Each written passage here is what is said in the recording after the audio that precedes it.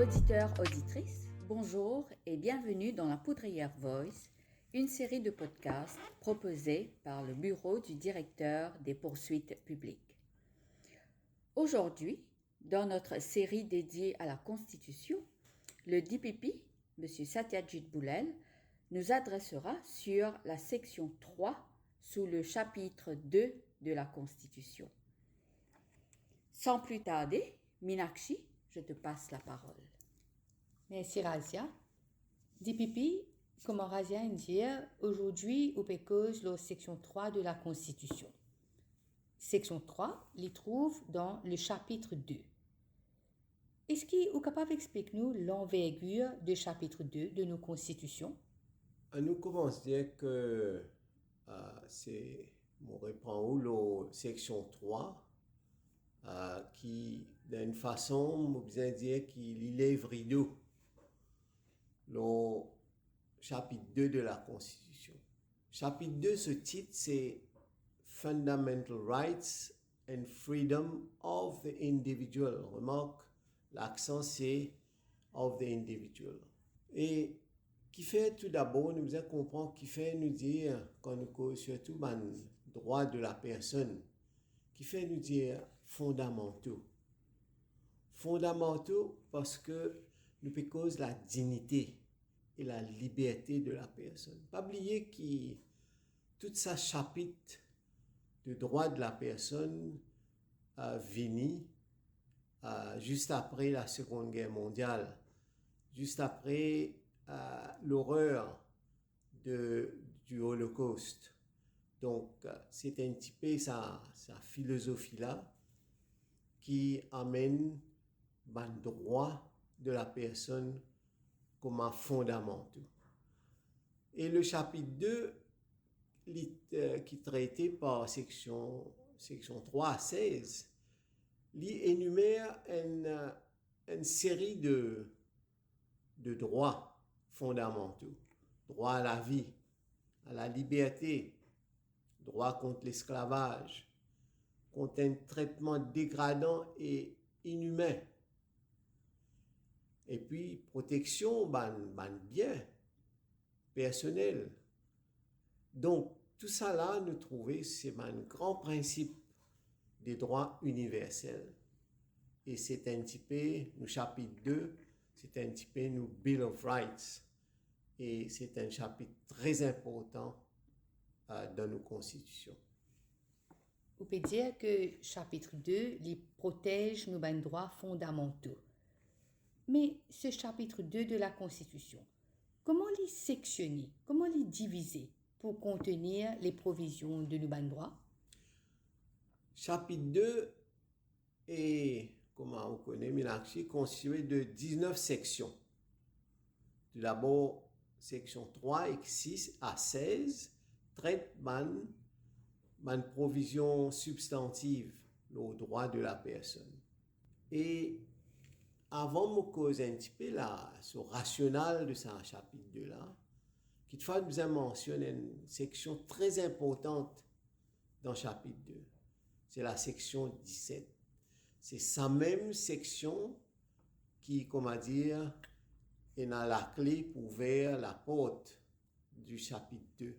C'est sa même section qui permet le citoyen de revendiquer ce droit constitutionnel devant la Cour.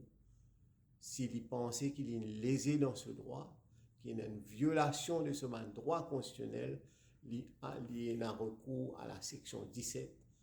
Et la section 17 lui donne la Cour un pouvoir très étendu et très intéressant parce que section 17, subsection 2 dit que the Supreme Court shall make such orders, issue such writs and give such directions. Donc, c'est une licence qu'il donne à la Cour suprême pour qu'il y ait toute la largesse pour qu'il est capable d'une réparation à des gens qui ont des droits fondamentaux fin lésés. C'est une section capitale dans le chapitre 2. La philosophie de ce chapitre 2 là, est simple d'une façon. Et il explique ce rationnel. Tout d'abord, nous dire que ça m'a droit fondamentaux là, il est rédigé d'une façon un peu générale et élargie, un peu dans un mot qui servit dans un traité, dans une charte de droit. Et nous devons comprendre que tout ça, un droit fondamentaux là, ce n'est pas un droit absolu. Les bizarres, c'est un droit qui existait dans le respect des droits des autres. Tout le temps, quand nous causons un droit, nous devons dire que la cour sur l'exercice, c'est une équation balance d'un droit conflictuel. Le simple, c'est que nous avons un droit à l'expression, mais nous avons un droit à calomnier ou. Nous avons un droit à mettre et diffamer. Donc, c'est pourquoi il a un droit à l'expression, mais un droit qui m'a besoin de respect ou et pas dire des affaires qui pour diffamer, surtout quand on connaît ces affaires tout à fait fausses. Moi, un droit circuler, mais pas ça veut dire moi un droit rentrer l'eau ou terrain, un terrain privé.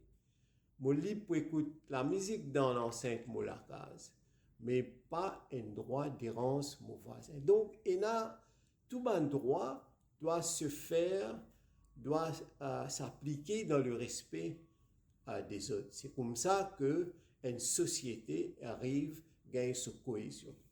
En même temps, la loi là, donc, il prévoit, dans un droit fondamental, il prévoit que ça une exception là, bizarre, c'est pas une exception qui vient de telle façon qu'il vient, comment dire, compromettre sa droit qui existait dans la section là. Il est capable d'une façon, il est juste et équitable sa exception là. Il est, comment dire, proportionné pour respecter l'objectif de sa texte là. Et il est dans l'intérêt public. Le terme, la terminologie qui servit dans nos constitutions, c'est que it must be reasonably necessary in a democratic society. Par exemple, nous trouvons qu'il dans une pandémie, il y a toutes sortes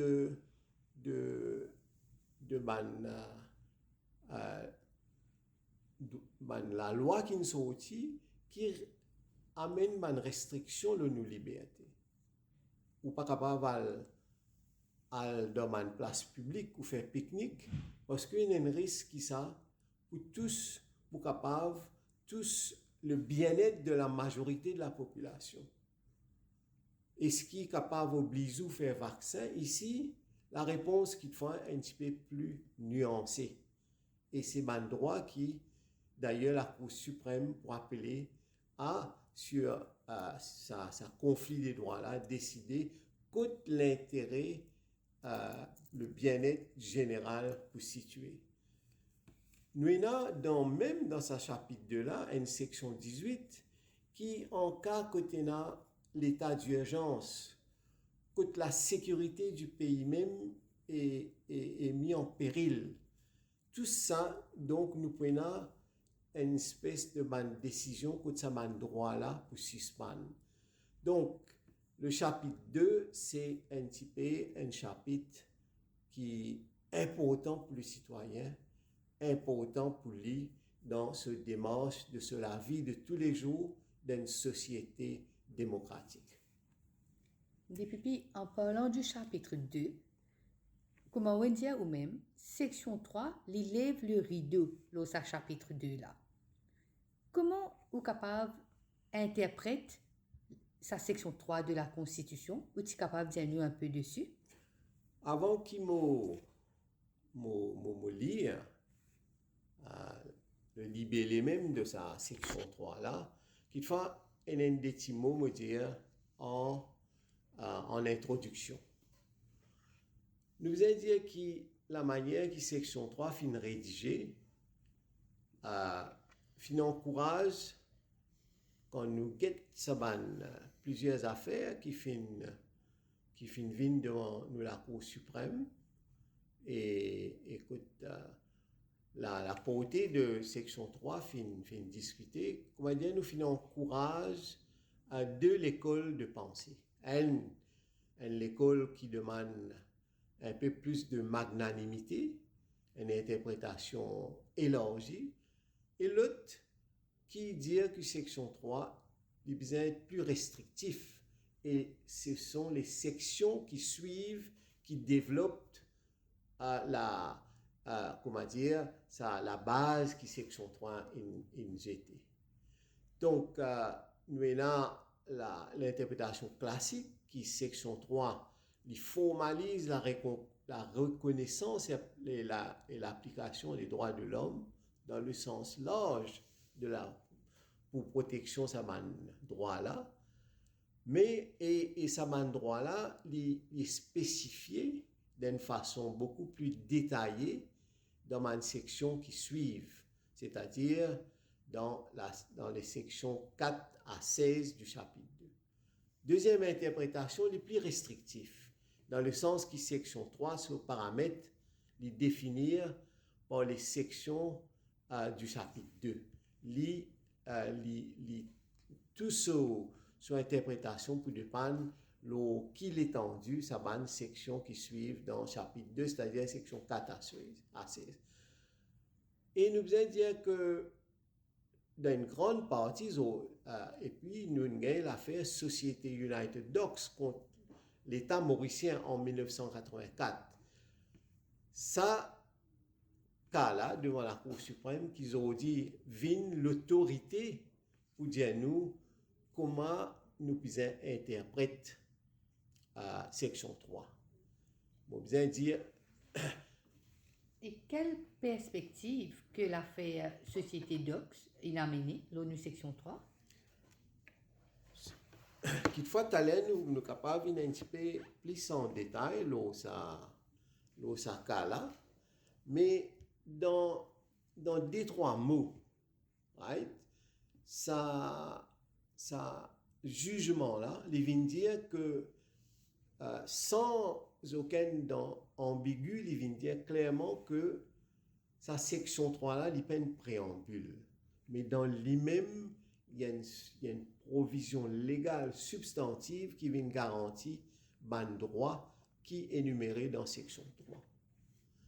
Deuxième, il vient dire qu'il y a une section qui suivent dans chapitre 2, bien interprété à la lumière de section 3 et pas l'inverse. C'est pourquoi je dis section 3 est roi. Les autres sections qui suivent sont les soldats du section 3. Et troisième, le Privy Council vient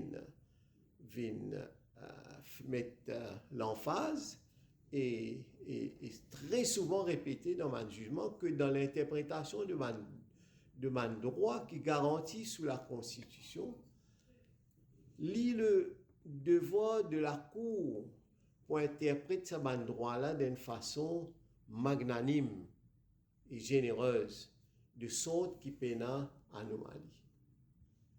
DPP, vous dire que section 3, c'est une section roi de la Constitution.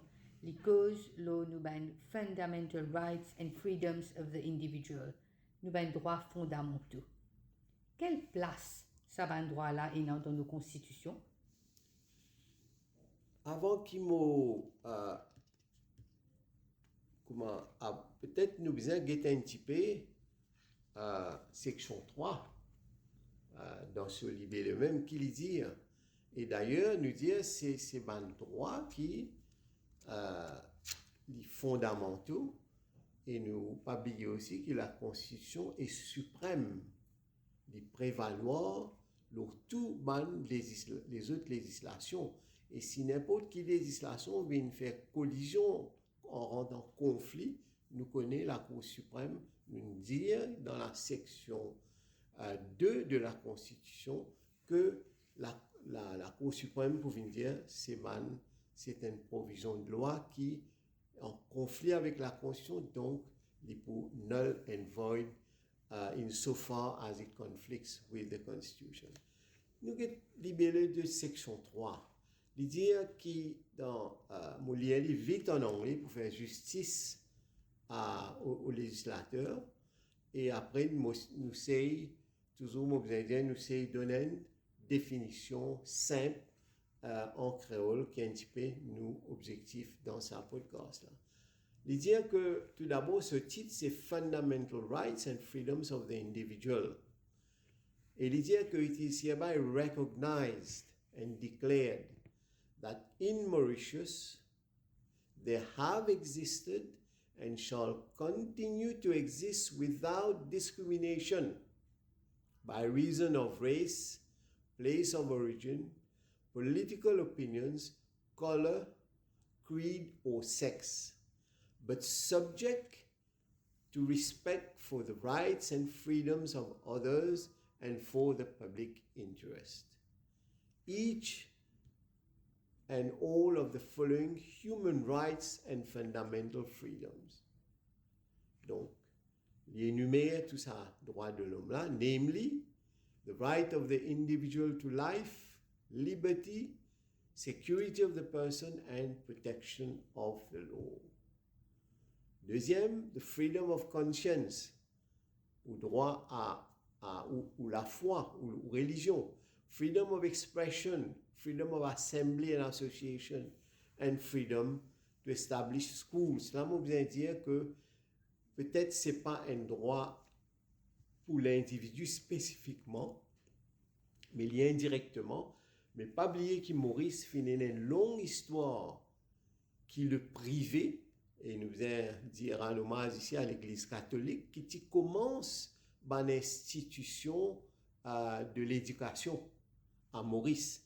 Et c'est pourquoi nous pouvons dire que these rights, the right to education, qui existaient et pour continuer à exister après l'indépendance. L'autre, c'est dans l'autre section, il dit the right of the individual to protection of the privacy of his home and other property and from deprivation of property without compensation. C'est fondamental. On ne pourra pas prendre du bien du monde, surtout quand nous connaissons que dans plusieurs pays, finalement, un state of nationalise du bien privé sans aucune compensation.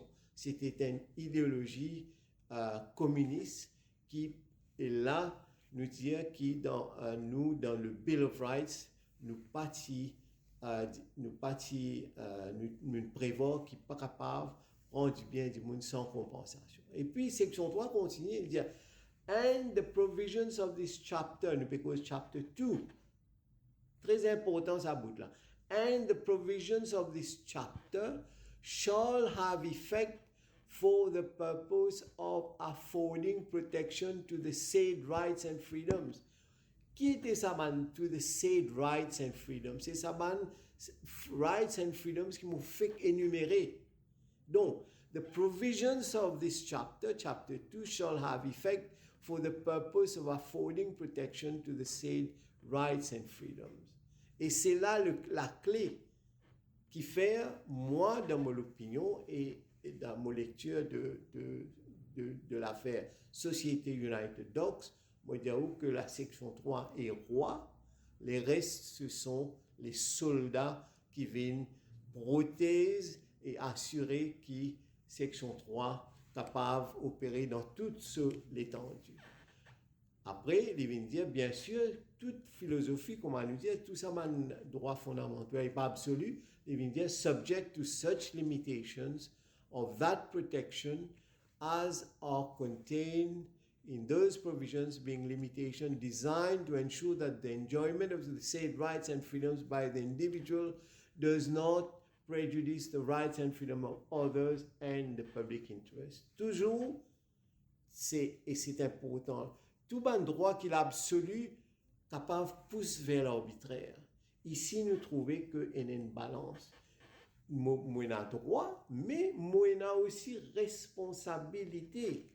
Et mon droit arrête le droit de mon voisin commencer. C'est très important.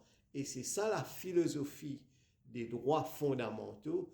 Et c'est ça l'exercice qu'il a souvent confronté,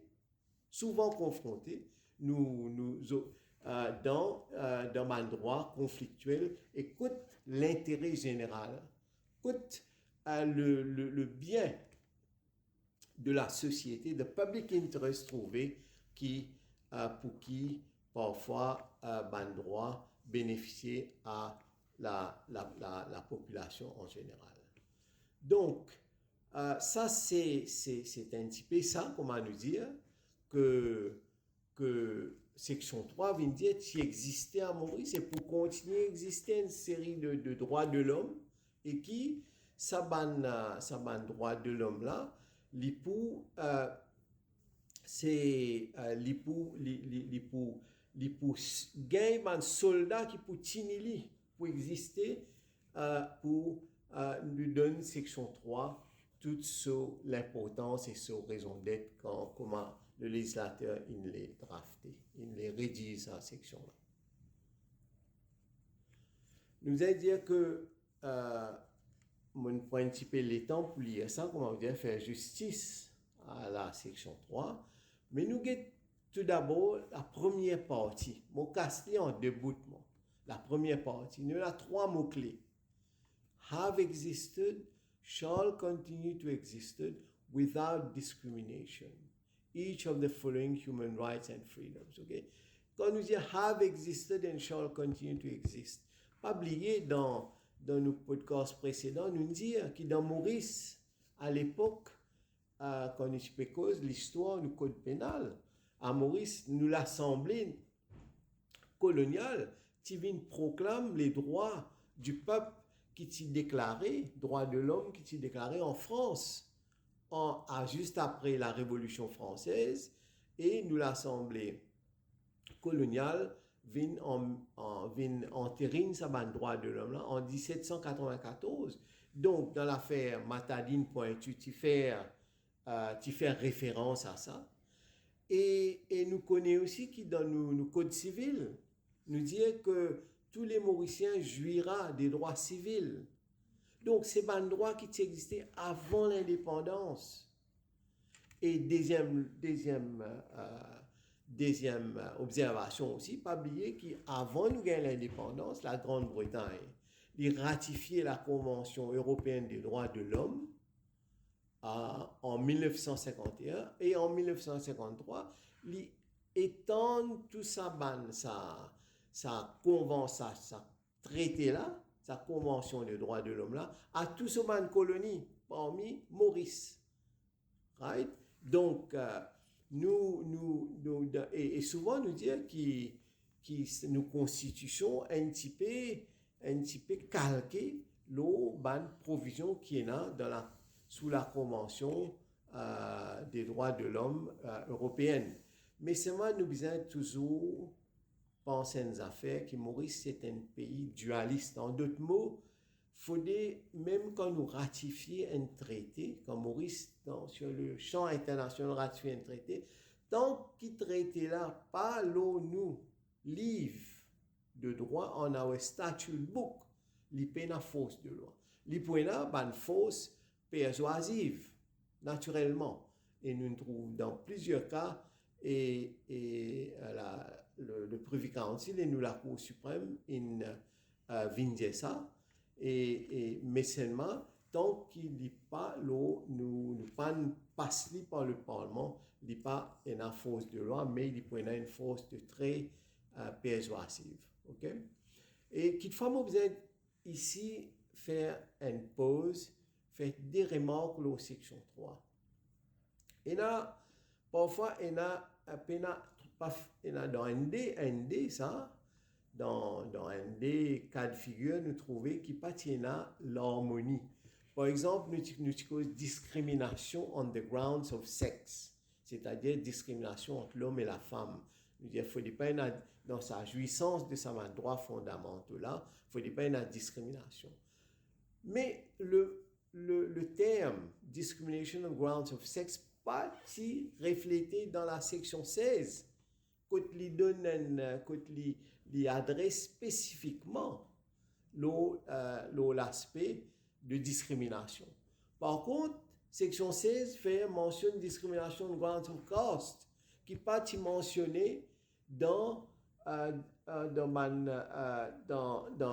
sous la section 3 quand il cause le terme discrimination. Ça donne, par exemple, le discrimination grounds of sex fin soulevé dans l'affaire Jolim et la Cour suprême, on bien dire, pas dans la tâche facile quand il adresse ça cas-là.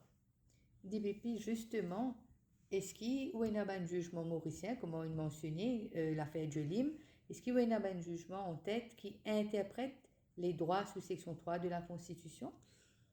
Peut-être pour illustrer un petit peu ce qu'il nous dit au départ de nos podcasts, et qui font moi penser, il y a plusieurs cas qui traitent la section 3. Il y a l'affaire sur le Muslim Personal Law, le cas de Biwa, il y a l'affaire Jolim qui m'a fait mentionner. Et l'affaire Jolim, c'est un jugement du juge Garib, mais c'est un jugement très intéressant. Mais il montrait aussi la difficulté qu'il fait face par la Cour suprême. Parce que, comme on dit, la section 3, il fait référence to the word of discrimination on ground of sex, mais la section 16 qui adresse discrimination, pas faire aucune mention. Dans l'affaire Jolim, c'était un accusé une personne accusée de meurtre qui lui dit, juré pas constitué de man femme, et donc c'était une discrimination. Bon, mais pas bon. Dans l'essence même, je trouve que la Cour suprême ici, les vient dire comment nous pouvons faire pour réconcilier sa différence entre section 3 et section 16. Il conclut que section 3 est bien conforme aux exigences de la section qui suivent dans le chapitre 2, puisque les PNA ont une existence autonome. Donc, ça, vu sa difficulté qu'il a trouvé PNA harmonie entre section 3 et section 16, la Cour suprême dit, mais c'est section 3 qui est bien conforme aux exigences de la section 16, qui tout à fait l'inverse, comment nous l'a confiné dans l'évolution de nous la loi, est tout à fait l'inverse avec l'affaire Société United Docs contre l'État mauricien, qui traite le jugement 3, un litige qui est élevé entre l'État et le syndicat du sucre à Maurice, le syndicat du sucre qui regroupe les usiniers, les planteurs canne, et aussi qui implique les compagnies de dockers. C'est-à-dire qu'un gouvernement a décidé pour introduire le Mauritius Bulk Sugar Terminal, tout ça, ces gens-là, ils pouvaient redundant, ils gagnent pas, ils pouvaient redundant, et parce que le Bulk Sugar Terminal implique ça, procédure que bien médicale dans Balgoni et bien man docker qui lève ça pour le Z dans bateau. Donc, et l'État peut faire ça avec toute sa bonne volonté pour dire que c'est un procédé moderne qui tu peux faire parce que man bateau aussi tu peux adapter pour prendre d'ici qui pomper et donc ça m'a dit mon je gagne pas ti en jeu.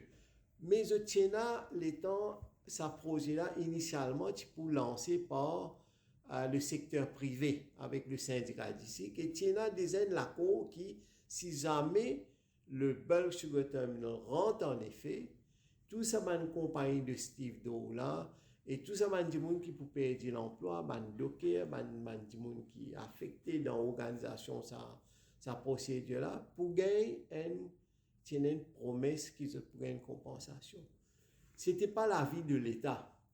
Et c'est pourquoi qui donc ban compagnie Steve Doe et le syndicat du cycle the 30 cas contre le gouvernement de dire that we have been deprived of our property et que we are having recourse to section 3 and 8 of the Constitution. Et moi, vous allez dire qu'entre section 3 et section 8 du chapitre 2, il y a une harmonie totale. Il y a sa différence qui nous y trouvait surtout dans le cas de Jolim. Mais la position du gouvernement de Maurice, m'a lié ça parce que pour qu'il nous reste loyal au texte, il dit que the government of Mauritius deny that the Sugar Terminal Act, parce que c'est la loi qui est passée pour créer le Mauritius Bulk Sugar Terminal, deprive the appellants of any property. But if it did so, the appellants, it is said, are not entitled to redress because they cannot prove that their property was compulsorily taken of or compulsorily acquired, c'est-à-dire comment prévoir dans section 8. Et je veux dire, section 3 of the Constitution only contains a general recognition and acceptance of the rights and freedoms and only affords protection in circumstances specified in the subsequent section of Chapter 2 of the Constitution. The relevant subsequent section is Section 8, which can only enable an individual to claim protection and obtain redress if property is compulsorily taken. Mais là, le Privy Council vient dire que, comme on dit au commencement, et que their lordships have no doubt that all the provisions of Chapter 2, including Section 8, must be construed in the light of the provisions of Section 3. Il n'y a pas un préambule, il y a un substantif, il vient dire que if the dock companies and Steve Doe companies have been deprived of property by coercive actions of government, then they are entitled to compensation. Et je mets en application à la section 17 du chapitre 2. Vous pensez que ça donne nous une bonne idée de l'importance de section 3, son relation avec le reste du chapitre 2, et vous pensez que ça, pour un bon pas qui nous amène nous vers les autres sections du chapitre 2 pour nos prochains podcasts. Moi, pas connais si pas beaucoup d'accord avec moi, Minakshi. Moi, tout à fait d'accord, DPP. On fait nous visite le royaume de section 3 de la Constitution aujourd'hui et de la part de Razia et de moi-même. Comme d'habitude, ce fut un plaisir. Merci.